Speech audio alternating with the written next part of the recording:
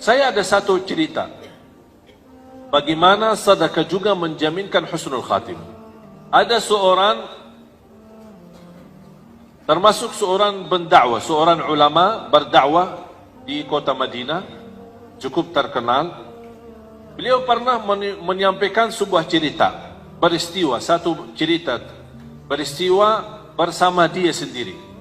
Kata beliau, saya pernah bermimpi.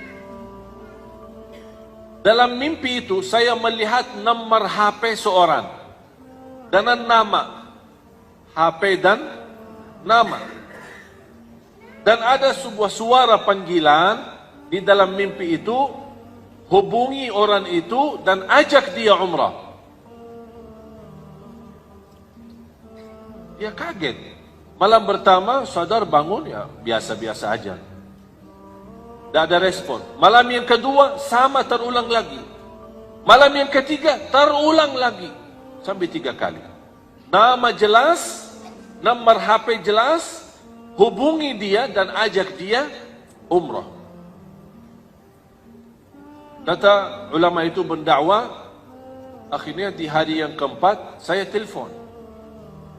Sebelum saya telefon, di fikiran saya barangkali ini seorang saleh, seorang apalah punya kelebihan, tapi dalam kondisi susah atau miskin, belum mampu umrah. Jadi Allah SWT punya berbagai macam cara. Kun fayakun, Allah berikan, mengajak orang lain bisa menjadi rizki buat kita. Itu fikirannya. Telepon, Assalamualaikum fulan, ya fulan. Betul, sesuai nama yang ada di dalam mimpi. Tolong alamatnya di mana, saya ingin bertemu. Boleh, kasih alamat, ingin ketemu.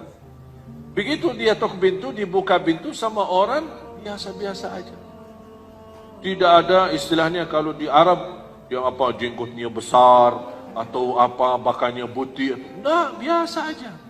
Orang-orang istilahnya kalau kita bisa bilang orang awam lah. Bukan orang ulama, bukan orang kiai, bukan orang terlihat ada tanda-tanda kesalehannya. Dia kaget. Maaf, ini Bapak Fulan? Ya, betul.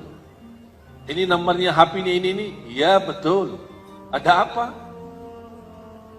Dia bingung mau menyampaikan bagaimana ini. Orangnya nampaknya biasa-biasa aja. Habis itu karena ini sudah mimpi dan itu ada pesan, dia sampaikan. Jujur saja saya melihat mimpi 3 kali.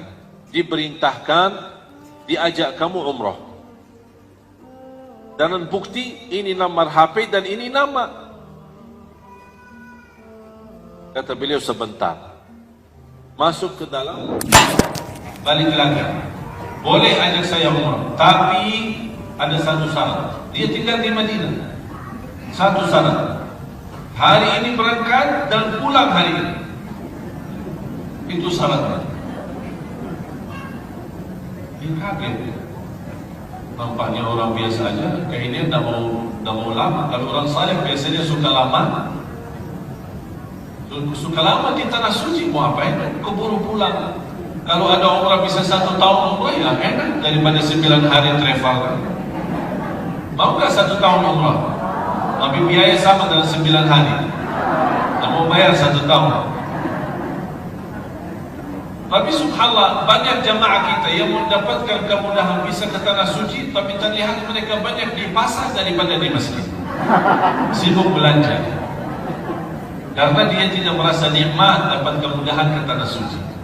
Beda sama orang yang sepanjang hidupnya berdoa.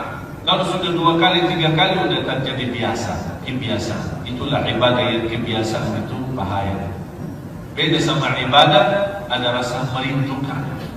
Merindukan Ka'bah, merindukan makam Rasulullah SAW, merindukan Masjid Nabawi, merindukan. Beda rasanya. Habis itu sepakati sudah diajak umrah. Tahu-tahu kata ulama itu, tahu-tahu saya temani perjalanan biasa-biasa aja sampai ke Makkah. Mampir ke Miqat di Madinah bin Ali. Sana ganti baju di sana, ihram semua segala, terus lanjut perjalanan sampai ke Makkah. Begitu langsung sampai Makkah, langsung cepat-cepat, ayo cepat-cepat kita mau cepat pulang. Itu bahasanya. Terus tawaf, selesai, Safa Marwah selesai, cukur, tahallul, lepas ihram, pakai baju, udah ya, ayo yuk kita pulang. Astagfirullah, kaget. Apa rahasia di belakang orang itu? Pas begitu kami jalan kaki menuju ke parkir mobil untuk siap-siap pulang. Tiba-tiba orang itu, maaf, saya mau balik lagi ke masjid. Astagfirullah. Oh sebentar, cepat sebentar mau balik lagi. Sebentar aja, saya ada keinginan sebentar tahu muncul di dalam hati saya, ingin sekali mau salat 2 rakaat. Dari tadi bisa salat, bisa nikmat. Oh cepat-cepat pulang, sekarang mau balik lagi. Udahlah, terserah mau. Tapi tidak apa-apa kalau mau nginap. Tidak, salat 2 rakaat langsung pulang. Udah, terserah, ikutin. Pas dapat, apalagi kalau musim lagi sepi, habis haji, biasanya habis haji langsung sepi banget.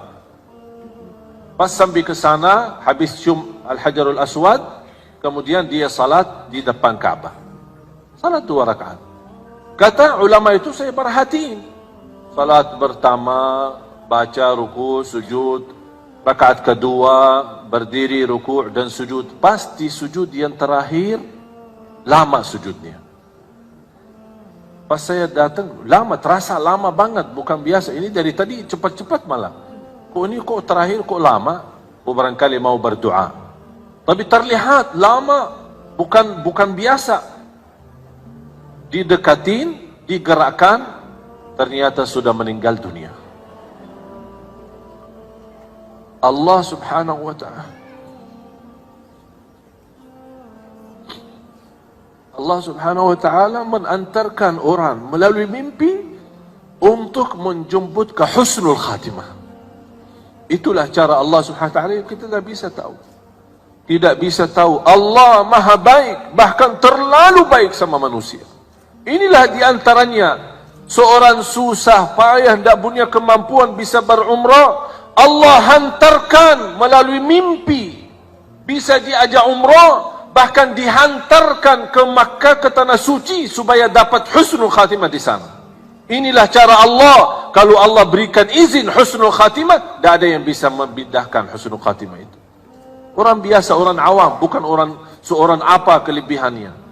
Habis meninggal dunia, dia kembali langsung ke Madinah bertemu keluarganya. Apa cerita di belakang ini orang? Apa cerita? Apa rahasia? Ternyata Bapak Ibu ada satu. Ini yang Allah gambarkan. Mereka selalu berinfak secara diam-diam maupun sembunyi. Kata istrinya, setiap kami masak makanan, beliau selalu tegaskan ke saya tidak mau makan dan haram makan itu bagi saya. Sebelum tetangga saya, seorang ibu tua, tidak punya siapa-siapa yang layanin. Sebelum si ibu tua ini, makan dulu. Habis dia makan, baru saya makan sisanya. Itulah kelebihannya hanya satu. Bu dan jamaah sekalian, kita tidak tahu mana saja amal salih yang menjaminkan husnul khatimah. Bisa amal salih sederhana, tak dinilai, tak dihitung. Tapi ternyata melalui amal itu terjamin masuk surga. Terjamin husnul khatimah, bahkan bisa di tanah suci. Walaupun kita orang di Indonesia.